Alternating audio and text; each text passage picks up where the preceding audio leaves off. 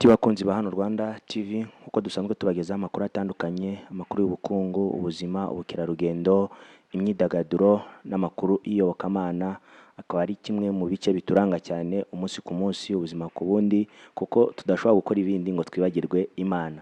Uyu munsi wa none twakoze urugendo n'ubundi mu karere ka Musanze mu ntara y'Amajyaruguru, mu murenge wa Cyuve, ahari itorero Foursquare Church Musanze, riyobowe n'umushumba, inshuti y'urubyiruko, inshuti y'abajeni.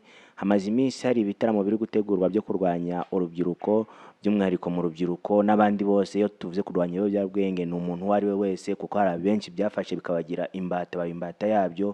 Uyu munsi rero yitwa Pasiteri Desire Umuhoza, tugiye kuganira nawe atubwire byinshi ku itangizwa rya Foursquare Church, aho riherereye, ese ukeneye kujya gusengerayo baboneka ryari, ukeneye umushumba wa muntu ryari na ryari, aboneka ku zihe mbuga nkoranyambaga, ese umushaka ukeneye kubohoka, ukeneye gusengera, ukeneye ijambo ry'Imana, bagira n'amakorari aramya kandi agahimbaza. Byinshi mu kiganiro tugiye kugirana nawe, twahageze mutwemerere aze gutangira twibwira nawe, maze ikiganiro uze kuba on touch kuri hano Rwanda TV. TV niyo ngiyo, nkwibutsa gukora subscribe kuri hano Rwanda TV, amakuru akajya akugereraho ku gihe. Mwatangira mutwibwira, mukatubwira n'itorero muyoboye by'umwihariko naho riherereye. Murakoze cyane. Nitwa Pasiteri Muhoza Desire, ndi umushumba w'itorero rya Foursquare hano mu ntara y'Amajyaruguru, ariko by'umwihariko inyoboye paruwasi ya Musanze, ikorera mu murenge wa Cyuve, mu kagari ka Rwebeya, mu mudugudu wa Marantima, bigize akarere ka Musanze. Nk'uko wari uvuze, itorero ryacu twatangiye itorero Foursquare muri 2009 mu kwezi kwa gatatu ku itariki 29, dutangirira mu murenge wa Cyuve mu karere ka Musanze. Twatangiye dukodesha, kuko nk'uko ubizi ko umurimo w'Imana ntabwo woroshye, kubera ibihe tube turimo, ukuntu abantu bashobora kuba bahuze mu buryo butandukanye, kugira ngo tubashe gusohoza icyo Imana iduhamagarira. Duhura n'inzitizi zitandukanye, tugahura n'intambara zitandukanye, ariko bisaba ko tugomba kwihangana, tukabyihanganira, kubera ko umuhamagaro buri mu muntu uba ufite intego, ariko nanone ntitubura guhura n'inzitizi zitandukanye. Ni muri ubwo buryo rero twakomeje twihangana, tuvuga ubutumwa mu mihanda, tujya mu tubare, dushaka abakizwa, dushaka intama zazimiye, kuko abantu bose Imana irabakunda kandi ishaka ko babaho mu buzima bwiza, mu buryo bwa kiroho no mu buryo ndetse bwo mu mubiri. Ni uburyo rero dukora mu buryo butandukanye, kandi tukitanga mu buryo bukomeye, ku buryo twatangiye nta kintu dufite. Twatangiriye ku busa, twari dukodesha, dutangira nta mafaranga dufite. Twatangiriye mu gasare, twakodeshaga 50,000, hicaragamo abantu batageze 30. Twari dufite intebe zitarenze 5, ariko hamwe no kwihangana, uko twagiye tuvuga ubutumwa, abantu bagenda badusanga, dutangira gukora umubatizo, abantu batangira gukizwa, abandi batangira kuva mu yandi matorero barimo bagenda batujoininga. Turakomeza umurimo w'Imana kugeza ubwo twagiye twaguka, ka gasare tuza kuzura. Turongera kandi nyiri inzu wadukodeshaga arongera kandi aratwagurira, nabwo turongera turahakodesha, ndetse twahise tunatangira n'ibyumba 2 by'amashuri y'abana b'incuke. Dutangira kubigisha, dutangira kubarera. Hari ababyeyi bazanaga abana bakabasigaho. Twari dufite icyumba twakodeshaga. Global Fund iza kuduha ubushobozi, idutera inkunga, tubona ibikoresho. Nyuma yabwo nibwo twaje guhura n'imbogamizi, aho nyiri wadukodeshaga yifuza ko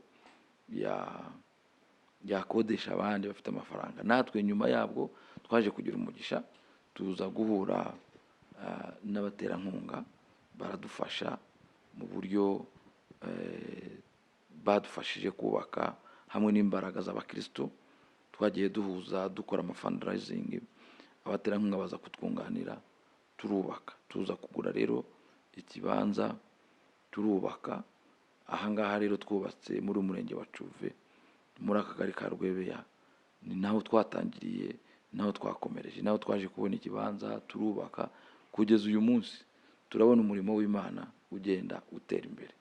Rero intego cyane dushingiraho nk'itorero rya Foursquare ni itorero ryaguka, ni itorero rifite ubuzima bw'umwuka, kandi ni itorero rikorera rubanda.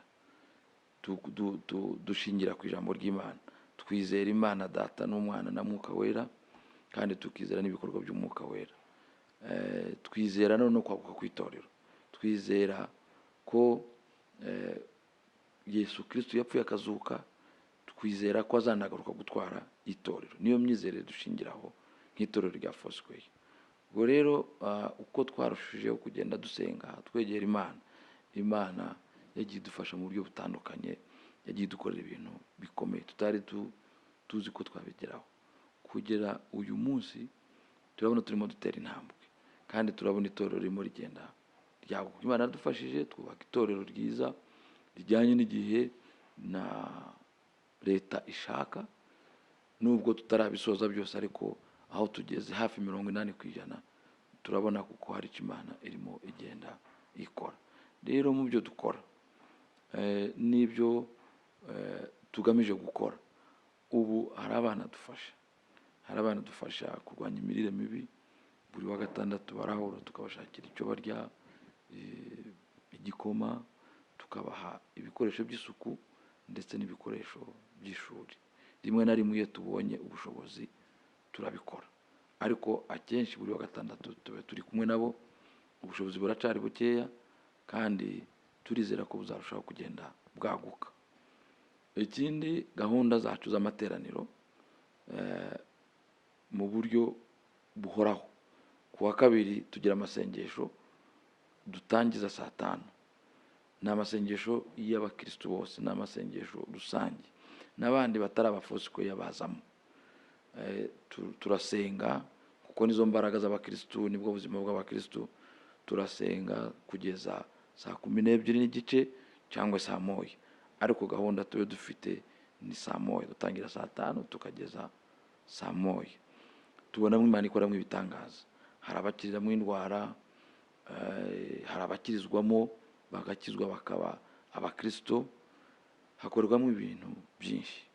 Turaramya, tugahimbaza Imana, tukumva n'ijambo ry'Imana. Dutumira abavuga butumwa batandukanye. Ku wa kane nimugoroba guhera saa 11 tugira amateraniro ya rusange, tuza tukumva ijambo ry'Imana tukanasenga. Nanone tukongera kandi tugaterana ku cyumweru guhera saa 3 tukageza saa 6. Rimwe na rimwe tugira ibitaramo bya nyuma ya saa 6, aho duha urubyiruko urubuga mu buryo bwo kwidagadura no mu buryo bwo kuramya Imana no guhimbaza Imana cyane, ariko tugamije kubigisha uburyo bwo kurwanya ibiyobyabwenge ndetse n'inda zitateganijwe. Tubigiramo mu nyisho zitandukanye, tukabigiramo amahugurwa atandukanye. Ikindi dukora ni ikijyanye n'uburyo twakira abantu iyo baza batugana, turabakira nk'abavandimwe, tukabasura, tukabereka ibikorwa by'urukundo. Hari igikorwa kindi gikorwa buri kwezi bajya gusura abarwayi mu bitaro, bagasangira nabo, bakabagurira amasabune, abadafite ababitaho, ndetse rimwe na rimwe hakagira ubwo babishurira n'udufaranga kugira ngo babashe kwivuza. Hari abandi tugurira mitiweli. Hari mitiweli nk'ubushize twahamagaye umurenge, ndetse twari dufite n'abavandimwe bari bavuye hanze y'u Rwanda, dukorana nabo baza, twaguriye abantu mitiweli, ubwisungane mu kwivuza, abantu barenga 30. Turabishimira Imana. Nibyo bikorwa by'urukundo dukora. Ikindi dukora cya kabiri kijyanye n'iyerekwa dufite. Dukora ibitaramo, tugira ibitaramo twita veye, tubyita ibitaramo by'ubusabane n'Imana. Buri kwezi mu mpera z'ukwezi, icyumweru cya nyuma cy'ukwezi, dukora igitaramo gihuje urubyiruko ruturutse mu mpande zitandukanye. Hari igihe dutumiramo abavuye mu turere dutandukanye, za Kigali, za Rubavu, tukabatumiramo bakaza gufatikanya natwe, tugasabana n'urubyiruko ku buryo bahabwamo inyigisho mu buryo bwo gusabana, ariko cyane cyane tube tugamije ko turwanya ibiyobyabwenge. Urabona Satani iboha abantu mu buryo butandukanye. Ibaboha ku buryo usanga umuntu ni umusore kandi abasore barakenewe, igihugu kirabakeneye, imiryango irabakeneye, amatorero turabakeneye, nibo bayobozi b'ejo, nizo mbaraga zacu, nizo mbaraga z'ejo hazaza.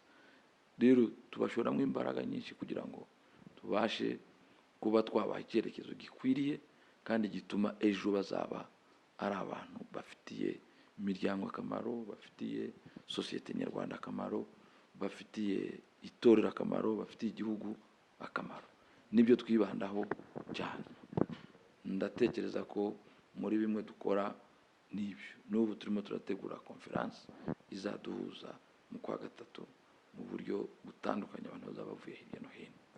Pastor, uwakumva Foursquare Church ni Musanze, amateraniro ku cyumweru abatsangahe, atangira sangahe, akarangira sangahe? Umuntu akeneye kwifatanya namwe gerageza kutubwira.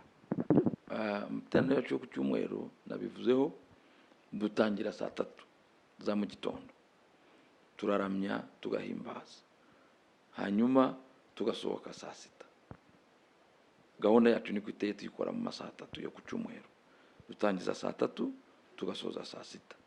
Abashobora kwifatikanya natwe, abatujoininga mu buryo bwo kuramya Imana no guhimbaza, dutangira amateraniro saa 3 tukasoza saa 6. Niyo gahunda tugira, ntitujye turenza saa 6. Ubu ngubu umuntu ageze mu mujyi wa Musanze ashaka kwerekeza ahantu Foursquare Church iri, gerageza kumurangira umuntu uri muri gare ya Musanze, kuko benshi niho bazi. Urakoze cyane. Aho itorero riherereye, uvuye mu mujyi wa Musanze muri gare kugera ku rusengero ntabwo ari kure cyane. Uza umuhanda wose uza ugana mu Cyanika, ugera ahantu utaragera Sunrise, nibwo uzamuka. Hari umuhanda uzamuka Mushyashya, aho twita ku murenge Mushyashya wa Cuve, aho uyu murenge Mushyashya wa Cuve wubatse, umurenge mwiza ugezweho ujyanye n'igihe. Uyu ugeze aho tuturanye neza n'umurenge, turi hafi aho. Iyo ugeze ku murenge hari agahanda gakata munsi y'umurenge, uhita ubona urusengero aho ruri. Naho ushobora kuba yaza kwifatikanya natwe cyangwa umva twateranira hamwe, yaza aho niho yadusanga mu buryo bwo kugira ngo atubone. Guhera nyuma ya saa 5 kuwa mbere tube turi ku rusengero. Udushaka adusanga mu biro tukaganira. Ushaka inama mu buryo butandukanye, ushaka gusengerwa, dusengana, twasengana hamwe no gufatikanya mu buzima, turafashanya. Ushaka ikindi kibazo yifuza ko twamufasha, araza akadusanga ku rusengero saa 5 kugeza saa 8 tube turi ku rusengero. Kuwa kabiri twirirwa ku rusengero, ku buryo saa 3 mba ndi kuri biro, ku buryo saa 5 tujya gutangiza amasengesho. Abifuza ko twaganira tuba twaganiriye, hanyuma tukongera kandi tukaba ku rusengero kuwa gatanu. Kuwa gatanu tube turi ku biro. Wifuza kutugana no kutugisha inama, nukeneye amasengesho, yaza kuwa gatanu guhera saa 4 kugeza saa 8 tube turi ku rusengero. Hari umuntu duteze amatwi waba akeneye nko gukurikirana nk'inyigisho zanyu cyangwa se ubutumwa bwanyu, atabanje kujya hano Musanze, uri Butare, uri mu mujyi wa Kigali, uri hanze y'igihugu cy'u Rwanda, uwo nguwo hari uburyo mujya mukoresha bwo kumenya inyigisho zatamuka? Wagerageza kutubwira ahantu aba bantu baje bagukurikiranira? Urakoze cyane. Ubu turi mu gihe cyiza, turi mu gihe cyiza cy'ikoranabuhanga. Rero ngira ngo igihe cyashize ibintu byakorwaga byasaga nkaho biri nko mu bwisho, kugira ngo uzamenye icyakozwe utahabaye bikagora. Ariko ubu kubera ikoranabuhanga ndetse ubona n'igihugu cyacu kirimo kiragenda gitera imbere mu buryo bwo gukoresha ikoranabuhanga, ni uburyo bwo kuba bamenyereza abaturage ku buryo bakoresha ikoranabuhanga. Dufite imbuga dukoreraho, nk'ubu dufite ikoranabuhanga dukoresha live, icyo twita streaming live, tuyikora buri cyumweru. Igihe dufite ama events turabikora, nko ku wa kabiri mu masengesho, ku cyumweru turabikora. Ushatse wadukurikirana, ujya kuri YouTube, ugeze kuri YouTube wandikamo ijambo Foursquare Gospel, cyangwa ukandika Foursquare Church Musanze. Wanditsemo Foursquare Church Musanze, kuko Foursquare turazifite nyinshi mu gihugu. Dufite ubuyobozi bwacu bukuru bwa Foursquare buri Kigali, hano dukorera rero mu ntara. Ariko uyu ugiye kuri YouTube ukandikamo Foursquare Church Musanze, uhita utubona kuri live, uradukurikirana n'ibikorwa twakoze urabikurikirana. Ushobora kujya nanone kuri Facebook, page yacu ya Facebook nayo wanditsemo Foursquare Musanze, naho urayibona, New Life Foursquare Musanze, cyangwa se kwandikamo Foursquare Church Musanze, uhita udukurikirana. Ntekereza ko ari aho turi, ni kuri YouTube no kuri Facebook turahari, wadukurikirana. Pastor, nk'inshuti y'urubyiruko, umujene ukunda urubyiruko, ukunda kubana n'urubyiruko umunsi ku munsi, kandi mwanagarutse ku kintu cyo kuba mufasha abana b'abakobwa kubarinda gutwara inda z'indaro zitateganijwe. Muri iki gihe cya none ufata ute abana b'abakobwa bakijijwe n'abadakijijwe? Ese mubona abana b'abakobwa baba bari muri Yesu Kristo, abana b'abakobwa basenga umunsi ku munsi, mubona ibyo bintu byo kuba batwara inda z'indaro, bakwishora mu buraya, mu biyobyabwenge, mubona bibageraho? Hari uburyo bubiri. Hariho abo twita bakijijwe, ari nabo bizera, twita bizera. Abo tubasaba ko bagira imyitwarire myiza itandukanye na bariya twita batizera. Tukavuga tuti, mwebwe abizera nimwe mugomba kwera imbuto zereka bariya batarakizwa mu buryo bw'imibanire yanyu, mukaberera imbuto nziza ku buryo bashobora kubasoromaho za mbuto zo kwirinda, kuba batajya mu busambanyi, kuba batajya mu businzi, ntibiyandarike. Umukobwa w'Abanyarwanda tugira imico yihariye. Umukobwa, umwari afite uko yitwara, bitabujije ko umukobwa n'umuhungu bombi tubafata kimwe, kandi bafite inshingano zihuye. Uko umukobwa ashobora kwirinda n'umuhungu ashobora kwirinda. Hari ababashuka, hari abababeshya ko babakunda atari uko bakunda, ariko babashakaho bwa busambanyi. Rero tubakangurira, tubatoza kugira indangagaciro zikwiriye umukristo, kugira indangagaciro zikwiriye umunyarwanda cyangwa umunyarwandakazi. Nibyo tubatoza, ariko bose tubafata kimwe, yaba abakijijwe n'abadakijijwe. Ndetse kugira ngo turicinge bariya, twegere bariya badakijijwe, bisaba ko tugenda tubegera, tuberera imbuto, tubigisha imibanire myiza n'imibereho myiza ituma bashobora kuba bakwitwara neza. Hari abakobwa benshi bakunda gutwara amada mu matorero atandukanye, ntari buze kuvugira imbere ya mikoro, ugasanga bahagaritswe mu matorero ndetse banarabirukanye, bibaviremo ibindi bikomeye. Muri Foursquare cyangwa se nkawe, wowe ubifata ute? Icyo kibazo ni cyiza cyane. Ubundi nta muntu ukora icyaha bishaka, ucisangamo, kubera ko hari imiterere ya muntu, hari kamere za muntu. Ikintu cyose gifite uko kiza, ariko nta muntu uzi ko muri conscience y'umuntu cyangwa mu mitekerereze y'umuntu, iyo akoze ikintu kibi, niyo agiye kugikora amenya ko ari kibi, ku buryo niyo agikoze akiguyemo amenya ko hari imbaraga zamukuruye, ariko nawe baba bifitemo uruhare. Ni ukuvuga ko umukobwa ashobora kugwa mu cyaha cy'ubusambanyi agatwara inda mu gihe atabiteganije. Ntibivuga ko niba yaguye mu cyaha cy'ubusambanyi ko tumwigizayo ngo tumwirukane, tumuvane mu muryango, twe kumwegera, twumve ko yakoze ikintu gituma atashobora kandi kwisanga mu muryango. Ahubwo iyo yaguye mu cyaha nk'icyo, turamwegera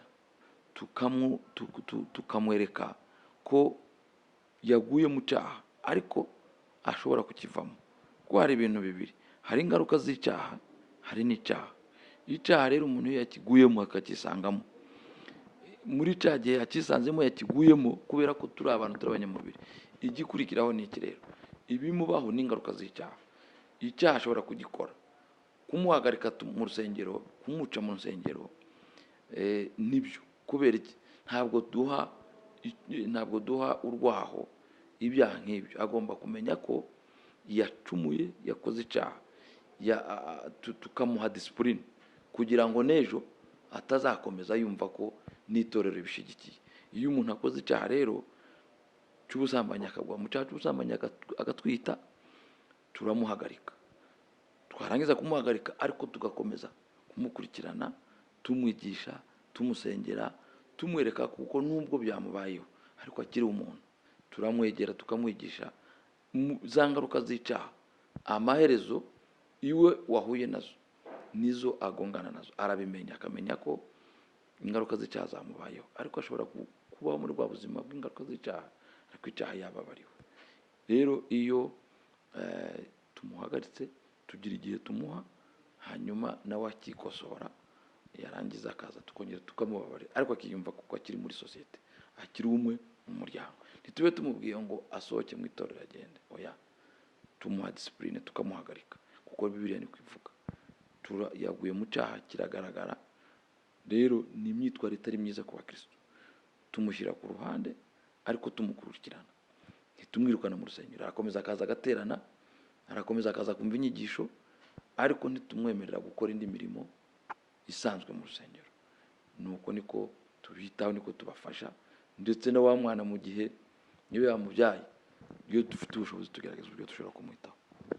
Pastor, hari ikintu mwakomojeho cyo kwamufasha abana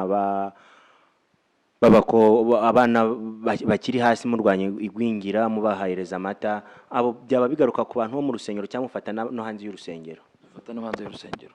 Hari abana bagiye bavuka muri ubwo buryo tuvuye kuvuga, bagiye babyarirwa iwabo, ugasanga yaba ari nyina wamubyaye ntafite ubushobozi, yaba ari iwabo mu rugo ntibafite ubushobozi. Usanga wa mwana baramutereranye, bigatuma noneho rero abaho mu buzima butari bwiza. Nibo bana dufite, hari bamwe dufite batari mu rusengero, batari abakristo, bari hanze, tugenda tukazana tukabahuza. Hari n'abo mu rusengero dufite. Nibwo buryo dufata abo bana. Hari abana babana n'ubwandu, hari abana batereranywe badafite ababyeyi babitaho, imiryango itabitaho. Abo nibo twagiye duhuza ku buryo tubafasha muri iyo mu buryo bwo kurwanya imirire mibi, n'ubundi buryo bushoboye tundi dukoresha dushobora kubunganira. Mu kiganiro niba numvise neza, mutubwira kuri Foursquare, mwatubwiye ko mwatangiye muvuga ubutumwa yaba no mu nsengero, mu muhanda, mu tubari. Kuri iki gihe cya none usanga hari ibihugu bituranye nabyo byagiye bidusiga cyane, nko mwibokamana, aho bakora amakurusedi ku muhanda, ugasanga bari kwigisha ku muhanda. Ubona mu Rwanda kubera iki birushaho kugenda bidakazwa cyane ngo bigire imbaraga, ahubwo ugasanga birushaho kugenda bimeze nk'ibisubira inyuma? Nibyo nk'uko ubivuze, mu bindi bihugu usanga bakora ibiterane no ku mihanda, usanga baremye amateraniro ku mihanda babwiriza. Buri gihugu gifite amabwiriza yacu n'amategeko bigenderaho. Igihugu cy'u Rwanda rero ni igihugu gikorera mu muco, ni igihugu gikora mu buryo butari mu kajagari. Ubu ngubu habaye inyigisho z'ibinyoma, n'abandi bantu nabo ugasanga bivanzemo, bakoze ibitari byo. Ugasanga bagiye bakora ibintu bagamije inyungu zabo zitari inyungu z'ubwami bw'Imana. Bizana ubusambo bunini, bizana akavuyo mu buryo ushobora gusanga bitari byiza. Niyo mpamvu rero u Rwanda mbona bashaka gukorera ikintu muri gahunda mu buryo bwiza. Niba ari itorero dufite aho dukorera, dushobora gutegura amateraniro mu nsengero. Niba ari amakurusedi twakoze, dusaba uburenganzira ku buryo ubuyobozi buba bubizi n'aho tugiye gukorera hari umutekano. Ese abantu tugiye guhurizaho hari umutekano umeze ute? Ikindi dushobora kujya kubitegura tukajya mu masitade. Stade zirahari, uragenda ukabitegura ugasaba uburenganzira bakaguha stade, ugashyira igikorwa wumva ushaka muri stade, yaba ari ivugabutumwa ugahamagara abantu. Ntekereza ko ari bwo buryo wenda bwiza, ariko hari n'ubundi buryo dukoramo bitari mu kavuyo, mu kajagari, mu buryo bwiza busobanutse. Hari uburyo dusura abantu. Urabona leta yacu dukangurira ko umuyobozi wese buriya ari amaso ya mugenzi we, ari n'amaso y'abaturage. Buri muntu wese n'umuturage n'amaso y'undi. Turagenda tukamanuka mu baturage tukareba ubuzima barimo, aho barara, imibereho bafiteho, ubwiherero bafite, inzu, tukagenzura ukareba ukamenya ukavuga ati aha hari ikibazo. Muri ubwo buryo rero uninjiriramo ugakora ivugabutumwa, ukabwiriza umuntu umubwira isuku. Cyo ni kimwe, agomba gukizwa, ariko nanone numvise bavuga ko ngo roho nzima mu mubiri muzima. Iyo ni imvugo nziza rwose. Twakagombye ko niba ari abaturage bacu, niba ari abakristo bacu, niba nabo tugiye kubwiriza, tukabikora mu buryo bwiza bugaragara neza, tukamusanga mu rugo tukamubwiriza, cyangwa se niba hari no ku muhanda aho duhuriye, niba no mu kabari. Ntabwo ugenda ngo utere haleluya, uragenda ukicara mukaganira nabo, ukabaganiriza mu buryo bwiza butari mu kavuyo. Yewe no mu ofisi tujyayo, ukagenda ukasanga umuntu ukamusaba rendezvous, mukaganira ukamuganiriza ku by'agakiza. Ibindi kuvuga no kwacu, guhindura no kw'Imana. Ibi ngibi byaba bikorwa mu buryo bwiza, ntekereza bitandukanye n'uburyo amahanga bikoramo. Bari abaduturanye usanga abanyamadini rimwe na rimwe batumvikana na leta, amadini agahitamo gukora ibyabo na leta igakora ibyayo. Ariko mu Rwanda ntekeza ko ahanini nuko leta ifatanya n'amadini mu nteko z'abaturage, abapasiteri mukaba muri yo mugafata umwanya mukigisha abaturage. Reka ngaruke ku kintu warukomojeho cy'ubusambo. Hari abapasiteri benshi bagiye baduka, bitandukanye nuko Foursquare Church imaze imyaka 14 11 imaze gukora mu Rwanda, ugasanga urusengero ruvutse uyu munsi, ejo barukuyeho, cyangwa abapasiteri babo barafunzwa, abandi batorotse, abandi bateye amada abakobwa. Nawe wemera yuko ubusambo buba mu matorero, cyangwa n'abapagani hanze gusa babibona? Mwe b'abapasiteri nka pasiteri ubibona ute? Koko harimo abantu baza bakisha mu murimo w'Imana bakaza kubishakiramo indamu z'ubuzima bwa buri munsi? Byo ntibyabura, kubera ko no mu gihe cya Yesu yahanganye n'inyigisho z'ibinyoma, ahangana n'abahanuzi b'ibinyoma. N'ubu hari amakuru ngira ngo arimo acicikana ku mbuga. Hari ibyo muherutse kumva byabaye muri Tanzania, hari n'ibindi numvise byabaye muri Zambia, aho umupasiteri arimo agurisha amatike yo kujya mu ijuru. Ubwo urumva rero inyigisho z'ubuyobe n'inyigisho z'ibinyoma zirahari. Abantu nk'abo ntibashobora kubura, ariko ntitwabatindaho. Hari inyigisho z'ukuri, hari n'inyigisho z'ibinyoma. Kubera iki? Turi mu bihe bikomeye. Satani arakora kandi yahozeho, ntabwo igihe cye kirarangira, kandi abayobya itorero ni benshi. Satani arahari arabakoresha. Hari abantu bahari bashaka indamu. Ntekereze ko ibyo tutabitindaho cyane, ntibizabura, kuko abantu hari abafite umuhamagaro, hari n'abandi bihamagara, hari n'abandi bakorera ku nyungu, bashaka inyungu z'inda zabo, ariko badafite inyungu z'ubwami bw'Imana. Ariko icyo mvuga n'icyo nzi muri imyaka 15 n'icumi tumaze hano muri iyi ntara y'Amajyaruguru, muri akarere ka Musanze, imyaka 11 tumaze hano. Ejo bundi twizihije imyaka 10 tumaze. Hari inyigisho z'ibinyoma, hari abo twagiye twumva, hari n'abo twagiye tubana, ariko babona imyizerere yacu bakaduhunga, bakatuvamo, bakajya gukora ibindi. Ariko turashimira na leta yacu buryo izi gushishoza, irareba, yabonye akavuyo, abonye abantu babateka mutwe. Ngira ngo ubu ngubu hari amahame leta yashizeho n'itorero kugira ngo ritangize ribeho ryitwa itorero. Hari ibisabwa, hari ibyo abanza kureberaho, ibyangombwa, ibikoresho by'inyubako, ahasengera, n'uburyo ubwo ari bwo bwose itorero rishobora gukora nk'itorero. Hari iby'ibanze leta ireba ikabona kuryemerera nk'itorero. Ntekereza ko leta yacu ikora n'amatorero mu buryo bwa hafi. Tugana ku musozo w'ikiganiro cyacu nubwo tutarasoza, hagunda kuba amasemino ategura urubyiruko mu kurwanya ibiyobyabwenge, mu kurwanya inda, mu kurwanya kwishora mu bibi. Ariko kandi tuvuye mu gitaramo hari inyigisho ziba zikenewe mu rubyiruko mu buryo bw'imyororokere mu buzima bwa gikristo kugira ngo bahangane n'ibihe bagezemo.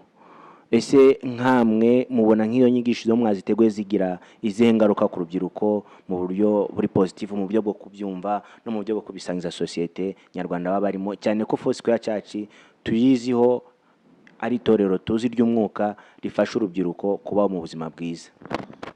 Urakoze cyane. Muri iyi myaka tumaze 10, especially nko mu itorero ryacu, nta gikorwa nk'icyo ndabona mu buryo bw'umukobwa ngo yatwaye inda. Kitavuze wenda kuko hatari ababi batica amategeko, wenda bashobora kuba bahari, kubera ko ntabwo tuzi byose. Imana nizi byose n'umutima w'umuntu.